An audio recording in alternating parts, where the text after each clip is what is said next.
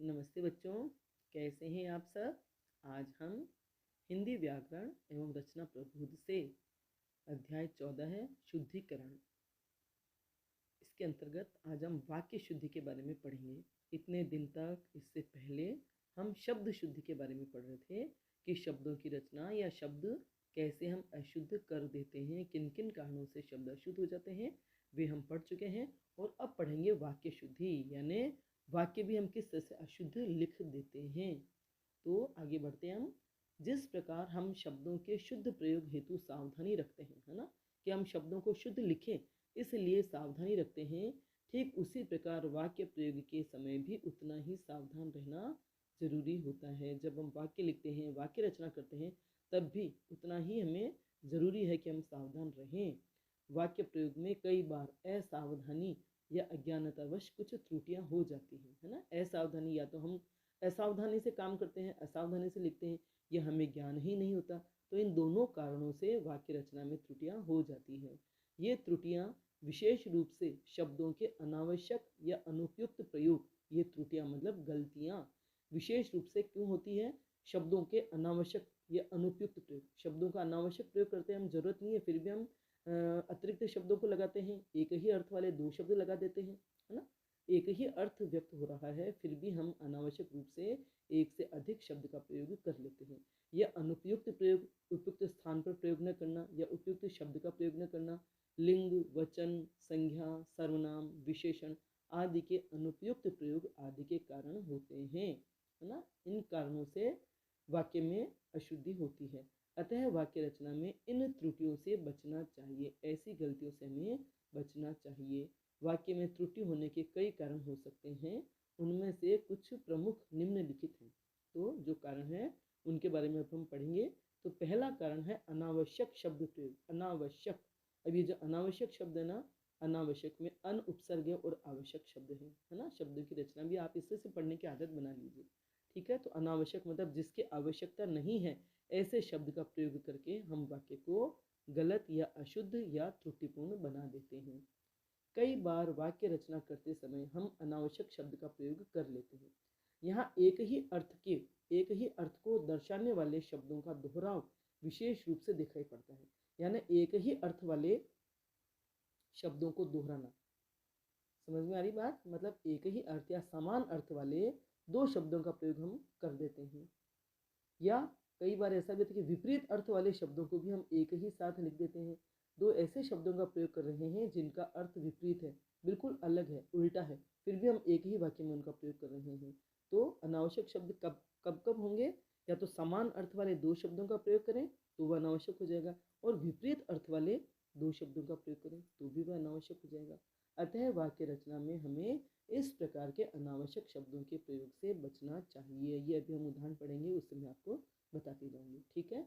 तो ये है महत्वपूर्ण वाक्य। इसके अशुद्ध वाक्य है, जैसे पहला, उसे लगभग 100% अंक मिले। उसे लगभग 100% अंक मिले। अब जब 100% हमने कह दिया कि 100% अंक मिले, तो इसके साथ लगभग की जरूरत ही नहीं है ना। लगभग कब होता है? जब पक्का कन्फर्म एक शब्द का हम प्रयोग नहीं कर पाते, कि 100% नहीं, लगभग होता तो ऐसा होता कि लगभग 100 में 1-2 नंबर कम पड़ रहे हैं। 100% में जैसे 1% अगर 6 नंबर से बन रहा है तो 3 नंबर कम पड़ गए और 99.60 बने हैं, तो हम कहते हैं भी लगभग 100% हो गए। लेकिन यहाँ तो निश्चित अगर 100% अंक मिले हैं तो हम कहेंगे शुद्ध वाक्य क्या होगा कि उसे 100% अंक मिले हैं। आई बात समझ में?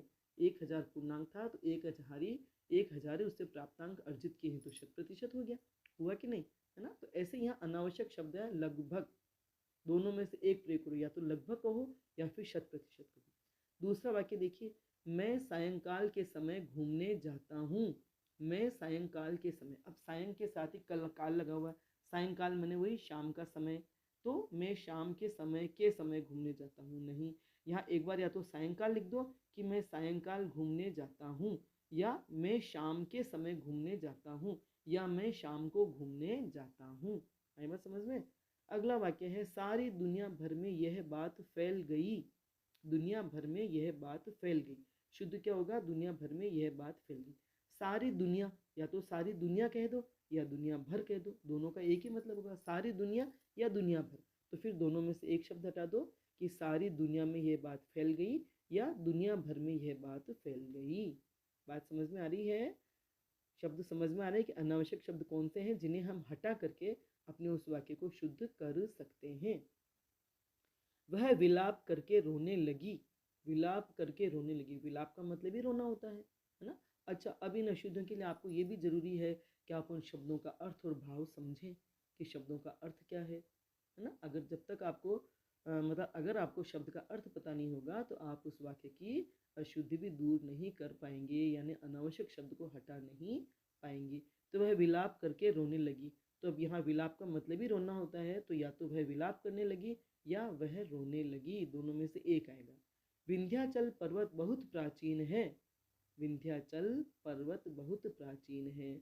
अब अगर आपको पर्वत के पर्यायवाची शब्द आते हैं, है ना, पर्वत के पर्यायवाची का ज्ञान है, तो अब आप यहाँ देखेंगे कि विंध्याचल, विंध्य पर्वत का नाम है, अचल उसके साथ ही है, विंध्य धन अचल, विंध्य पर्वत। तो विंध्याचल बहुत प्राचीन है या विंध्य पर्वत बहुत प्राचीन है, दोनों में से हम एक लिखेंगे। विंध्याचल के साथ, विंध्य के साथ अचल यानी पर्वत जुड़ा हुआ ही है, तो या तो विंध्याचल बहुत प्राचीन है या विंध्य पर्वत बहुत प्राचीन है। ठीक है। किसी और दूसरे से परामर्श लीजिए। किसी और दूसरे से, किसी और से का मतलब ही दूसरा ही है, या किसी दूसरे से परामर्श लीजिए। तो यहाँ किसी और दूसरे से में से, तो किसी और दूसरे से, इन शब्दों में से या तो किसी और को रखेंगे या दूसरे से रखेंगे। तो यहाँ हुआ वाक्य किसी और से परामर्श लीजिए या किसी दूसरे से परामर्श लीजिए। मतलब मैं तो आपको परामर्श या सलाह सुझाव नहीं दे पाऊंगा, सही राय नहीं दे पाऊंगा, आप किसी और से परामर्श लीजिए। वह बहुत सज्जन पुरुष है। तो सज्जन, सज्जन का संधि विच्छेद करेंगे तो क्या होगा? सत धन जन। तो सत मने अच्छा और जन मने पुरुष या मनुष्य, तो वह बहुत सज्जन पुरुष है। तो सज्जन में ही मनुष्य जुड़ा हुआ है, सज्जन में ही पुरुष जुड़ा हुआ है, तो या तो वह बहुत सज्जन है, यहाँ यही होगा, वह बहुत सज्जन है ना। अगला है वह सबसे सुंदरतम कमीज है। वह सबसे सुंदरतम कमीज है। तो सुंदरतम का मतलब ही होता है कि सबसे सुंदर, है ना। सुंदरतम, सुंदर, सुंदरतर, सुंदरतम। तो सुंदरतम का अर्थ ही होता है सबसे सुंदर, तम प्रत्यय लगा है यहाँ। तो अब यहाँ या तो वह सबसे सुंदर कमीज है या वह सुंदरतम कमीज है ना, ये प्रयोग होगा। वह सुंदरतम कमीज है का मतलब कि वह सबसे सुंदर कमीज है, और या वह सबसे सुंदर कमीज है। तो आप दोनों तरह से लिख सकते हैं ना, बस एक लिखना है आपको, लेकिन बहुत सावधानी से लिखना है। अनावश्यक शब्द को किस तरह से आप हटाते हैं यह आपके ज्ञान पर और सावधानी पर निर्भर करता है, आपके अर्थ ज्ञान पर। ठीक है। शायद वह जरूर जाएगा। तो अभी इतने वाक्य हमने पढ़े ना, वहाँ अनावश्यक शब्द थे, मतलब समान अर्थ वाले ही दो शब्द प्रयोग में आ रहे थे। अब ये जो वाक्य हमने पढ़ा, शायद वह जरूर जाएगा, शायद और जरूर, शायद का मतलब तो पता ही नहीं है पक्का, और जरूर का मतलब तो पक्का है। तो अब यहाँ दो विपरीत अर्थ वाले शब्द एक साथ हो गए ना, कि शायद वह जरूर जाएगा। तो या तो शायद वह जाएगा, हमें पक्का पता नहीं कि वह जाएगा या नहीं, इसलिए हम करेंगे शायद वह जाएगा। और अगर हमें पक्का पता है, हम करें वह जरूर जाएगा। तो दोनों में से एक वाक्य लिखेंगे, दोनों में से एक शब्द प्रयुक्त करेंगे कि शायद वह जाएगा या वह जरूर जाएगा। तो इस तरह से हम विपरीत अर्थ वाले शब्दों को भी ले लेते हैं, तो ये भी हास्यास्पद हो जाते हैं। और समान अर्थ वाले दो शब्द प्रयोग में ले रहे हैं तो वह भी हास्यास्पद हो जाते हैं। इस तरह से वाक्य अशुद्ध तो होते ही हैं, और भाषा का जो सौंदर्य होता है वह भी नष्ट हो जाता है। ठीक है। अगला वाक्य है देश की वर्तमान मौजूदा हालत ठीक नहीं है। तो वर्तमान और मौजूदा हालत का मतलब एक ही है, वर्तमान माने वही मौजूदा, है ना। तो देश की वर्तमान हालत ठीक नहीं है या देश की मौजूदा हालत ठीक नहीं है। सप्रमाण सहित स्पष्ट कीजिए। सप्रमाण सहित, या तो सप्रमाण स्पष्ट कीजिए या प्रमाण सहित स्पष्ट कीजिए। आई बात समझ में? तो आपको शब्दों का अर्थ अवश्य आना चाहिए। ठंडा बर्फ लाओ, बर्फ तो ठंडी ही होती है, या तो बर्फ लाओ या ठंडा लाओ। आप कहीं मेहमान बन के जाते हैं, कहीं जाते हैं कहीं किसी से मिलने, तो आपको पूछा जाता है ठंडा या गर्म क्या पियेंगे। तो ठंडा का मतलब है कोई शीतल पेय और गर्म का मतलब है चाय कॉफ़ी। तो अब ठंडा, ठंडा लाओ, या तो ठंडा लो या बर्फ लो, है ना, तो दोनों में से एक लेंगे आप। दासता युक्त गुलामी का जीवन ठीक नहीं, दासता युक्त गुलामी का जीवन ठीक नहीं। तो दासता का मतलब ही गुलामी होता है, अधीनता होता है। तो दासता युक्त गुलामी नहीं, या तो दासता या गुलामी। दासता युक्त जीवन ठीक नहीं या गुलामी का जीवन ठीक नहीं। ठीक है, ध्यान से पढ़ना आप। कई वर्षों तक भारत के गले में गुलामी की बेड़ियां पड़ी रही। अब इसका शुद्ध वाक्य है कि कई वर्षों तक भारत के पैरों में गुलामी की बेड़ियां पड़ी, कई वर्षों तक भारत के पैरों में गुलामी की बेड़ियां पड़ी रही। और यहाँ कई वर्षों तक भारत के गले में गुलामी की बेड़ियां पड़ी रही। तो बेड़ियां तो होती है पैरों में, है ना, तो इसलिए है कि कई वर्षों तक भारत के गले में गुलामी की बेड़ियां पड़ी रही, नहीं भारत के पैरों में गुलामी की बेड़ियां पड़ी रही। ये बात समझ में। अगला वाक्य है, मतलब यहाँ शब्द गलत प्रयोग है। भारत के पैरों में नहीं, भारत के पैरों में होती है, गले में नहीं। बेड़ियां गले में नहीं, पैरों में होती है। तरुण नवयुवकों की शिक्षा का अच्छा प्रबंध होना चाहिए। तो तरुण का मतलब ही जवान होता है, नवयुवक ही होता है। तरुण का मतलब भी नवयुवकों के लिए कहा जाता है, युवकों के लिए कहा जाता है। तो यहाँ तरुण नवयुवकों दोनों में से एक लो, कि या तो तरुणों की शिक्षा का अच्छा प्रबंध होना चाहिए या नव युवकों की शिक्षा का अच्छा प्रबंध होना चाहिए। ठीक है, अगला है, वह पानी से पौधों को सींचता है। तो पौधों को पानी से ही सींचा जाता है, इसलिए यहाँ तो वह पानी नहीं, पौधों को सींचता है। यहाँ यही होगा कि वह पौधों को सींचता है या पौधों को पानी पिलाता है। ठीक है, या तो पौधों को पानी पिलाता, पानी का प्रयोग करेंगे तो पानी पिलाता है या सींचता है। ठीक है, अच्छा ये हो गया। अब अगला है अनुपयुक्त शब्द प्रयोग। वाक्य में अनुपयुक्त शब्द प्रयोग भी अशुद्धि ला देता है, अतः हम किस प्रसंग में क्या लिख रहे हैं यह ध्यान में रखते हुए शब्द चयन करना चाहिए। अनुपयुक्त, अनुपयुक्त शब्द को भी समझिए। अनुपयुक्त, अन धन उपयुक्त, यहाँ पर भी अनुपसर्ग है और वह उपयुक्त के साथ है। आप लोग कई बार अनुपयुक्त में अनुपसर्ग लगा देते हैं। अनु अन उ तो उसमें पहले ही है, अन धन उपयुक्त तो हो जाता है अनुपयुक्त। तो कई बार वाक्य में अनुपयुक्त मतलब उपयुक्त नहीं है जो, है ना, जिसमें उपयुक्तता का अभाव है, ऐसा शब्द प्रयोग कर देते हैं तो भी वाक्य अशुद्ध हो जाता है। तो हमें किस प्रसंग में क्या शब्द प्रयोग में लेना चाहिए इसका ध्यान रखते हुए शब्द चयन करना चाहिए। जैसे उसने हाथी पर काठी बांध दी। शुद्ध वाक्य है, उसने हाथी पर हौदा रख दिया। काठी किस पर बांधी जाती है? घोड़े पर। तो घोड़े पर काठी बांधी जाती है और हाथी पर हौदा। तो ये इस तरह से उपयुक्त शब्द का इस्तेमाल करना चाहिए, उपयुक्त शब्द का प्रयोग करना चाहिए कि उसने हाथी पर हौदा रख दिया। ठीक है, अगला है, सेना ने विख्यात आतंकवादी मार गिराया। सेना ने विख्यात, विख्यात का अर्थ होता है प्रसिद्ध, लेकिन आतंकवादी क्या प्रसिद्ध होते हैं? वे बदनाम होते हैं। बदनाम व्यक्ति, बुरे व्यक्ति के लिए विख्यात नहीं कुख्यात कहा जाएगा। तो सेना ने कुख्यात आतंकवादी मार गिराया, यहाँ अनुपयुक्त शब्द है। समझ में आ रही बात? पहले वाले जो हमने शब्द पढ़े इनसे पहले वो थे अनावश्यक। अनावश्यक मतलब शब्द की जरूरत नहीं थी और एक शब्द और लगा दी, और यहाँ अनुपयुक्त मतलब शब्द ही हमने गलत प्रयुक्त किया, है ना, क्योंकि उसके लिए हमें भाषा ज्ञान नहीं, शब्द के अर्थ का और शब्द के भाव का हमें ज्ञान ही नहीं है कि किन शब्दों का कहाँ किस प्रसंग में प्रयोग करते हैं। तो इसलिए हम यहाँ अनुपयुक्त शब्द इस्तेमाल करें। विख्यात मैंने तो प्रसिद्ध होता है, जो अच्छे काम करता है उसके लिए विख्यात आता है, और जो गलत काम करता है उनके लिए कुख्यात आता है। ख्यात दोनों होते हैं, एक अच्छी बात के लिए और एक बुरी बात के लिए। तो आतंकवादी के साथ आएगा कुख्यात, के सेना ने कुख्यात आतंकवादी मार गिराया। अगला वाक्य है, इस सौभाग्यवती कन्या को आशीर्वाद दें। तो सौभाग्यवती कन्या, जब तक कन्या है वह सौभाग्यवती नहीं, और सौभाग्यवती हुई तो वह कन्या नहीं हुई, है ना। तो यहाँ शुद्ध प्रयोग क्या होगा? इस सौभाग्यकांक्षिणी कन्या को आशीर्वाद दें। जो कन्या है वह अब विवाहित होने जा रही है। जो कन्या है वह अब विवाहित होने जा रही है, तो वह सौभाग्य की आकांक्षिणी है। तो क्या प्रयोग होगा? इस सौभाग्यकांक्षिणी कन्या को आशीर्वाद दें। ठीक है, सौभाग्यवती हो जाती तो वह कन्या नहीं रहती, है ना, विवाहित हो जाती, स्त्री हो जाती। गोलियों की बाढ़ के समक्ष कोई टिक न सका। गोलियों की बाढ़ के समक्ष कोई टिक न सका। तो गोलियों की बाढ़ थोड़ी आती है, सही शब्द क्या होना चाहिए? गोलियों की बौछार के समक्ष कोई टिक न सका। गोलियों की बौछार होती है, बरसात होती है, जैसे बाढ़ नहीं आती है ना, तो गोलियों की बौछार के समक्ष कोई टिक न सका। तो यहाँ बाढ़ की जगह उपयुक्त शब्द होगा बौछार। तुलसी ने मानस की रचना लिखी है, नहीं लिखी है नहीं, तुलसी ने मानस की रचना की है। रचना का मतलब ही लिखना होता है ना। वह कढ़ाई बुनाई जानती है, कढ़ाई नहीं, वह कढ़ाई बुनाई जानती है।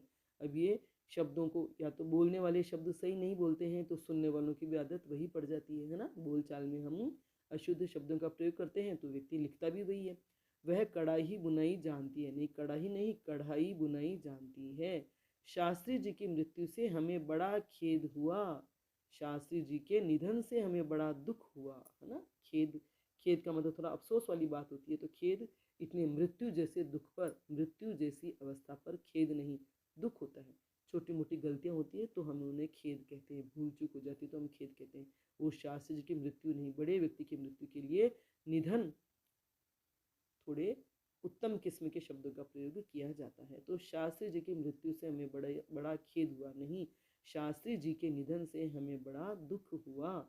हमें चरखा काटना चाहिए, हमें चरखा चलाना चाहिए। चरखा नहीं काटते, चरखे पर रुई काटते हैं, तो हमें चरखा चलाना चाहिए। आगामी घटनाओं को कौन जान सकता है, आगामी मतलब आने वाली घटनाओं को, नहीं, इसकी जगह सही शब्द क्या होगा, भावी घटनाओं को कौन जान सकता है। भावी मने भविष्य में होने वाली, है ना। तो भविष्य में होने वाली घटनाओं को कौन जान सकता है, तो उसके लिए सही शब्द होगा भावी घटनाओं को। तलवार एक उपयोगी अस्त्र है, नहीं, तलवार एक उपयोगी शस्त्र है। अस्त्र फेंक कर चलाए जाते हैं, है ना। अस्त्र से वार कैसे होता है, फेंक करके होता है, और शस्त्र से वार कैसे होता है, अपने हाथ में रखे। तलवार को फेंक करके नहीं चलाया जाता कि भी तलवार फेंक दी और जाके लग जाए, नहीं, तलवार हमारे हाथ में रख के हम चलाते हैं, भाला फेंक देते हैं, है ना, तो वो होता है अस्त्र। इसलिए तलवार एक उपयोगी शस्त्र है। बेरोजगारी की पीड़ा तलवार की नोक पर चलने के समान कष्टदायी है, नहीं, तलवार की नोक, है ना, इस तरह से अनुपयुक्त शब्द है। बेरोजगारी की पीड़ा तलवार की धार पर चलने के समान कष्टदायी है। तलवार की नोक पर नहीं, तलवार की धार पर, ना, नोक पर कोई चला नहीं जाता, तलवार पर चला जाएगा उसकी धार पर। तो बेरोजगारी की पीड़ा तलवार की धार पर चलने के समान कष्टदायी है। अगला है वाक्य, अपराधी को मृत्यु दंड की सजा सुनाई गई। यहाँ पर ये अनावश्यक शब्द आ गया वापस से, अनुपयुक्त, तो अपराधी को मृत्यु दंड दिया गया और यहाँ सजा सुनाई गई, तो मृत्यु की सजा नहीं बोलते हैं, मृत्यु दंड ही बोलते हैं। तो उपयुक्त शब्द ये होगा कि अपराधी को मृत्यु दंड दिया गया, है ना, यह अनुपयुक्त शब्द ही है ये। अंधेरी रात में कुत्ते जोर से चिल्ला रहे थे, कुत्ते चिल्लाते हैं क्या, कुत्ते भौंकते हैं, तो कहेंगे अंधेरी रात में कुत्ते जोर से भौंक रहे थे, ठीक है। उपयुक्त शब्द ना, कुत्ता कैसी, कुत्ते की भाषा क्या है, चूहे की क्या है, या कबूतर की क्या है, तोते की क्या है, चिड़िया की क्या है, दरवाजा अगर बजता है तो दरवाजे की क्या है। तो ये उपयुक्त शब्द उनका उनके हिसाब से होता है कि कुत्ता भौंकता है, चिड़िया चहकती है ना।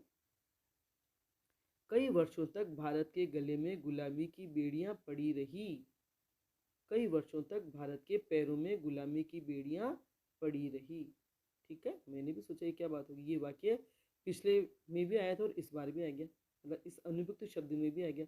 तो यहाँ अनुपयुक्त शब्द में भी ज़्यादा उचित है ना, वहाँ गलत था, वहाँ मतलब अनावश्यक था, ये यहीं पर ही सही था। कई वर्षों तक भारत के गले में गुलामी की बेड़ियां पड़ी रही, तो कई वर्षों तक भारत के पैरों में गुलामी की बेड़ियां पड़ी रहीं।